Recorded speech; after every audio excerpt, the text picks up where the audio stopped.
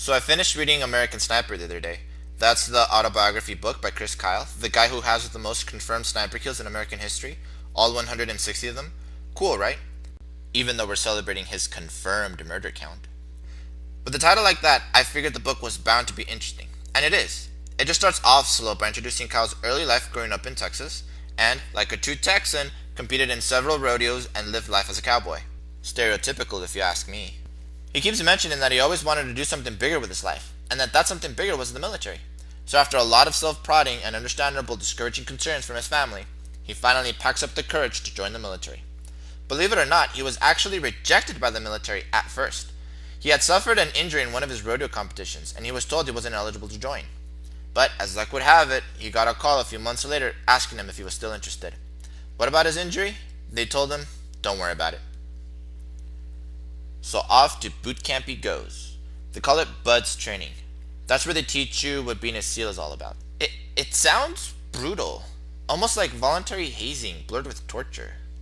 I think we can all imagine how hard boot camp can be, but on top of that, he explains something called Hell Week. And let me tell you, that sucker is well named. I honestly wouldn't be surprised if people died during Hell Week. It's the most physically demanding and mentally challenging trial they put the new recruits through. The book has a lot of details about what training is like for the soldiers and the type of physical and mental abuse they sustained. I understand it's for a good reason, and Kyle stated himself that this is all to prepare him for war and that there's no pause button in the middle of the battlefield. So if you can't even handle a simulation, don't expect to survive real life combat. But it just sounds too intense. It's weird. To me it sounds like abuse, but Kyle kept saying how much he loved it. I guess that type of physical abuse works for some people. Kinda like how I'm a geek who spends all his time sitting down in front of a computer. Kinda like how you're a nerd that likes doing nothing, yes. To top it all off, after going through the brutal training to prove you're a badass, you get assigned to a platoon who takes it upon themselves to haze you for being the new guy until you can prove you're a badass. If that's what it takes to get your platoon's approval, then it's not for me. And that's why he's considered the deadliest sniper in American history. And you're just a nerd who sits in front of a computer. At this point of the book, he marries his wife, Taya. I'm sorry if I butchered your name. She adds letters here and there throughout the book, talking about her perspective in their marriage and as the wife of a military man. To be honest, it made the book feel really personal every time I read one of her notes. It was almost like I was reading her diary. And she didn't candy coat some of their problems in their marriage either. Either. She talked about personal issues. So with her letters being introduced here and there, Kyle finally gets sent to war, and the book starts to talk about the experiences he experienced in Iraq. It's Iraq, right? He went to Iraq? Those freaking names. The book is pretty graphic.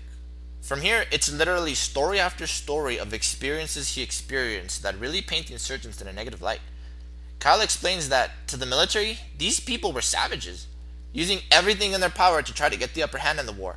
From turning grave sites and mosques into bunkers, to turning hospitals into headquarters, and even using children to retrieve weapons for them from killed insurgents.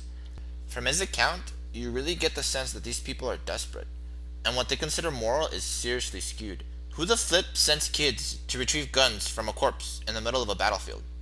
Monsters. His accounts did cause a bit of controversy. Many people were saying that his books make people think all Muslims are savages. Which I agree with, because after working in the service industry, I've stopped doubting just how stupid people can be.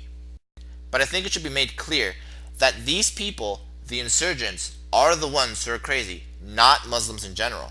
That's like hating all white people because of what the KKK stood for, or hating all Catholics and Christians for the Crusades. It's stupid people, and God knows just how full the world is of them. Something that did strike me as odd were the rules of engagement our military had to follow. In his book, Kyle echoes the frustrations of having to fight the war.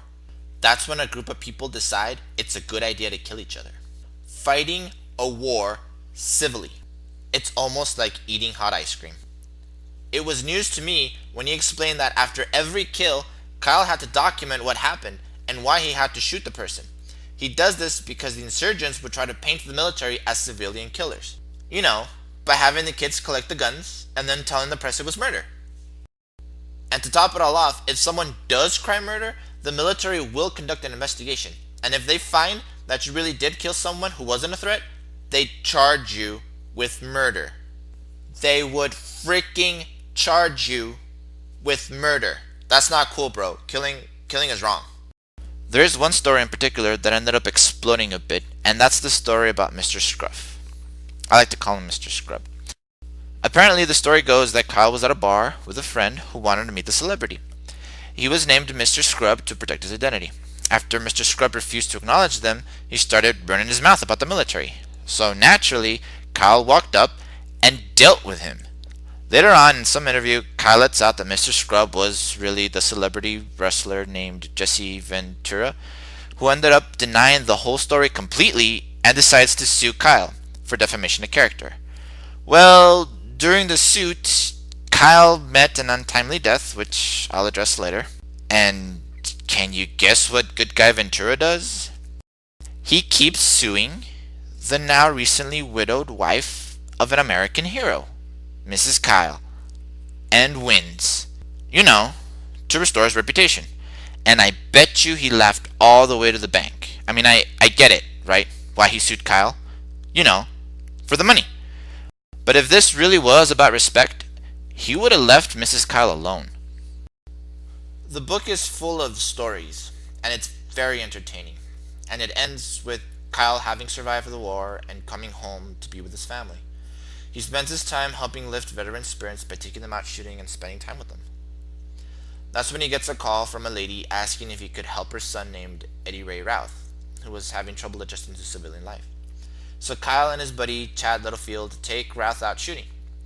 That's when he allegedly snapped and shot and killed both Kyle and Littlefield.